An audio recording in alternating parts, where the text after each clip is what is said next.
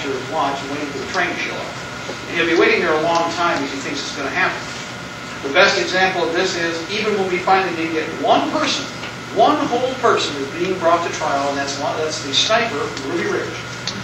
When he was picked up, he's being charged with basically what is manslaughter, for what in reality was murder. Okay. In return, as a retaliation act, Kevin Harris, who was already tried and found innocent, was then picked up by the Fed and has been charged with first-degree murder. Yes, and double jeopardy is the first thing that comes to mind, but remember, they're not honoring it. This is one thing I've said for a long time. I think it's hard for us to understand.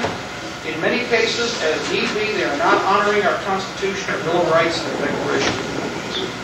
That is the pivot here. We know why we will have to fight, and we understand why we have to exhaust all measures in the process before we get to that point. The only thing that we have to remember is that we may not and will not probably get a chance to choose when that fight takes place. Now, I have to say something, because when we were at Justice Process last night, no, two visits ago, we had a gentleman who was getting ready to go to jail. And the only thing that and I don't know if he did, but I believe he did. Now, the problem I have is this. Our enemy is not playing with any rules per se.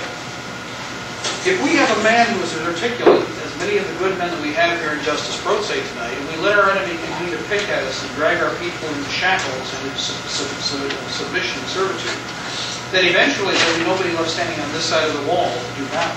And if they have their way through attrition and time, they will do just that. We are at a point, and have been at a point for quite some time, where we must protect those assets. That is the balance of the use of, for instance, Justice Pro say, the concept of litigation, the Constitution itself, the ballot box, and the other elements of the Constitution of the state. We have the militia there for a reason.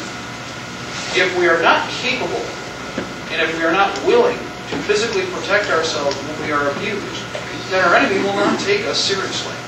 And in many cases, they don't take us seriously right now. They will exhaust our resources, eat out our substance, take us to foreign lands to be tried for pretended offenses. Do you recognize the grievances I'm listing? From the Declaration of Independence. The same battle that I have seen fought for the last several years is the battle that our forefathers fought 220 years ago. Little comment was made out of the assumption that somehow the militia or the patriot movement is ignorant of their roots. I understand why Christians got involved in the fight from 1765, 66 through to the American Revolution, and then obviously through to its end.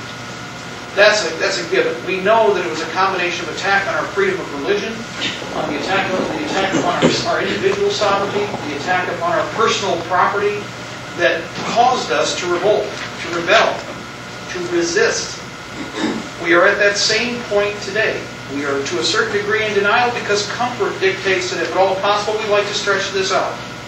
But in reality, at what point do we consider it acceptable to take a man who's 70 or 80 years old and put him in jail because he's deemed to be a threat to the state because he's knowledgeable of how the state functions? That's really what most of these people are being jailed for. Because they are competent, and in fact, I will take that back. That would be an insult because the other side is not competent. It is because of their high competency above and beyond the capability of your enemy who sits in government that these people are being imprisoned. The whole gist of this is like the IRS code. The average IRS agent or employee has got no more than a couple years of college. And yet the average IRS code is written at what? The 29th and 34th grade level. That's why they can't give you an answer. Nobody can give you an answer. It's that simple. If you call up one IRS agent and talk to him, the reason he's going to give you some nonsense, it seems like nonsense, is because for the best of his ability, and because of his lack of knowledge, he's going to give you the response that he's conditioned with. And this is a great protection measure for them, for plausible deniability, which is what government today is all about. So they can maintain a confusion level, so they can exhaust us in a little rat wheel. And while we're busy doing this, they're proceeding with a wheel and a machine that's actually attached to something that is taking ground. You see the problem? Now that's where we have to be balanced. I would say this to any militiaman as I have for as long as I've ever been involved in anything like this, long before we use the term militia. You must be well-rounded. You must be as competent as possible in the Constitution, the Declaration, the Bill of Rights. as you are with the use of your M14, your M16A1 or A2, your AK-47, your SKS, whatever it is. You must understand what it is you plan on fighting for. And you must also be able to verbally express and aggress on that higher battlefield at different times. That's hard for a lot of people to accept. And yes, there are special jobs for everybody. Some men and women are better at than most of us. And we need to support those shining stars. That's really what Justice Pro Se is supposed to do. That's what most people seem to forget. It is a training cadre. Its mission is to bring people up mutually to support each other so that they might gain from each other's experience, so they might go on to teach more people. And a whole cadre, a new school is taught yet again. And that group replaces yet another and yet another. And that's what this whole country is based upon. I've learned so much. And I cannot, from where we stood right there, only a few feet away, because I know the difference what a podium was, I can tell right now. I have learned so much just in the last 5 years that I can say beyond a doubt that I am so much richer a person for all of the experience and all of the good men and women that I've met. That in a way, I thank God that hostility didn't break out, because I would have missed that time, so that I understand better now why it is I must fight. Why it is we must be willing to defend ourselves.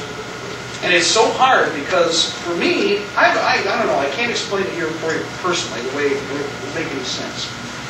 When I leave a person, like all the friends that I see here, for me the time between our visits doesn't exist. I don't know how it is with you, but for me, you're all family. It's hard to explain because I've met so many, but I see so many that are so alike.